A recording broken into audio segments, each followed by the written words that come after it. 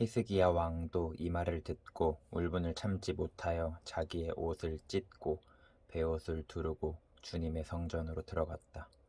그는 엘리야김 국내 대신과 셈나 서기관과 원로 제사장들에게 베옷을 두르게 한 뒤에 이 사람들을 아모스의 아들 이사야 예언자에게 보냈다. 그들이 이사야에게 가서 히스기야 왕의 말씀이라고 하면서 이렇게 말하였다. 오늘은 환난과 징계와 굴욕의 날입니다. 아이를 낳으려 하나 낳을 힘이 없는 산모와도 같습니다. 주 예언자님의 하나님께서는 랍사게가 한 말을 다 들으셨을 것입니다. 랍사게는 살아계신 하나님을 모욕하려고 그의 상전인 아시리아 왕이 보낸 자입니다. 주 예언자님의 하나님께서 그가 하는 말을 들으셨으니 그를 심판하실 것입니다. 예언자님께서는 여기에 남아있는 우리들이 구원받도록 기도하여 주십시오. 히스기야 왕의 신하들이 이사야에게 가서 이렇게 말하니 이사야가 그들에게 대답하였다. 당신들의 왕에게 이렇게 전하십시오. 주님께서 이렇게 말씀하십니다.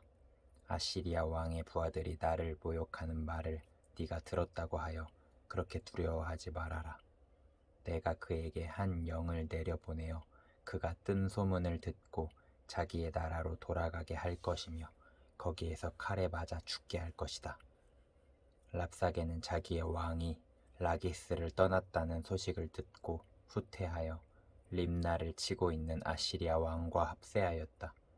그때 아시리아 왕은 에티오피아의 디르하가 왕이 자기와 싸우려고 출전하였다는 말을 들었다. 그리하여 그는 히스기야에게 다시 사신들을 보내어 이렇게 말하였다. 너희는 유다의 히스기야 왕에게 이렇게 전하여라. 네가 의지하는 너의 하나님이 예루살렘을 아시리아 왕의 손에 넘어가게 하지 않을 것이라고 해도 너는 그 말에 속지 말아라. 너는 아시리아의 왕들이 다른 모든 나라를 멸하려고 어떻게 하였는지를 잘 들었을 것이다. 그런데 너만은 구원을 받을 수 있을 것이라고 믿느냐? 나의 선왕들이 멸망시킨 고산과 하란과 레셉과 그리고 들라살에 있는 에덴족을 그 민족들의 신들이 구해낼 수 있었느냐? 하맛의 왕, 아르밧의 왕, 스발와임 도성의 왕, 그리고 헤나와 이와의 왕들이 모두 어디로 갔느냐? 히스기야는 사신들에게서 이 편지를 받아 읽었다. 그리고는 주님의 성전으로 올라가서 주님 앞에 편지를 펴놓은 뒤에 주님께 기도하였다. 그룹들 위에 계시는 주 이스라엘의 하나님, 주님만이 이 세상의 모든 나라를 다스리시는 오직 한 분뿐인 하나님이시며 하늘과 땅을 만드신 분이십니다. 주님, 귀를 기울여 들어주십시오. 주님, 눈 여겨 보아 주십시오. 살아계신 하나님을 모욕하는 말을 전한 저 산헤립의 망언을 잊지 마십시오. 주님, 참으로 아시리아의 왕들이 여러 나라와 그 땅을 마구 짓밟아 버렸습니다. 여러 민족이 믿는 신들을 모두 불에 던져 태웠습니다.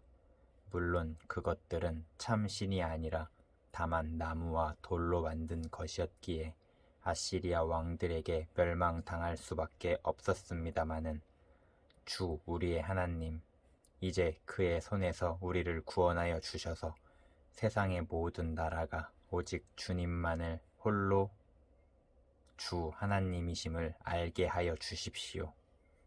아모스의 아들 이사야가 히스기야에게 사람을 보내어 이렇게 말하였다.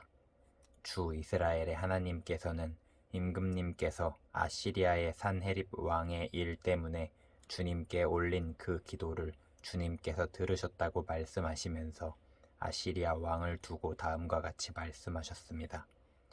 처녀 딸 시온이 오히려 너 산헤립을 경멸하고 비웃을 것이다. 딸 예루살렘이 오히려 물러나는 네 뒷모습을 보면서 머리를 흔들 것이다. 네가 감히 누구를 모욕하고 멸시하였느냐? 네가 누구에게 큰 소리를 쳤느냐?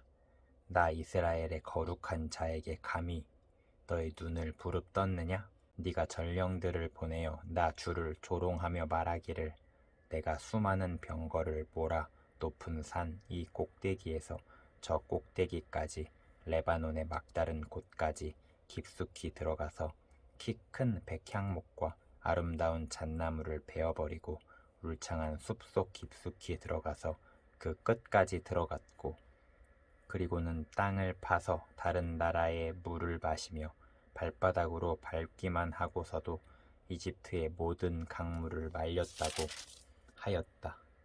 그러나 산헤립아, 너는 듣지 못하였느냐? 그런 일은 이미 내가 오래전에 결정한 것들이고 이미 내가 아득한 옛날부터 계획한 것들이다. 이제 내가 그것을 이루었을 뿐이다. 그래서 네가 견고한 요새들을 돌무더기로 만들고 여러 민족의 간담을 서늘게 하고 공포에 질리게 하고 부끄럽게 하였다. 민족들은 초목과 같고 자라기도 전에 말라버리는 풀포기나 지붕 위의 잡초와 같았다.